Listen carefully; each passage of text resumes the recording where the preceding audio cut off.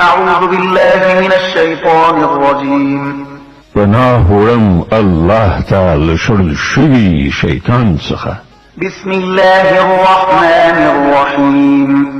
د الله په نوم چې ډېر زیات مهربان پوره رحم لرونکی دی.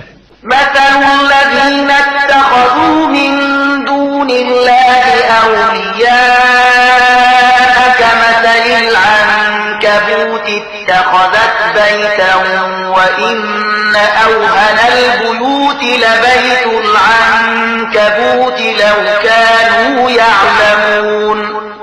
کوم کسانو چې الله نه پرته نور سرپرستان نیولي دي د هغو مثال د غني غونډه دی چې خپل ځان ته یو کور جوړوي او له ټولو کورونو څخه ډیر کمزوری کور د غني وي. کاش کې نو خلکو علم درلودلای.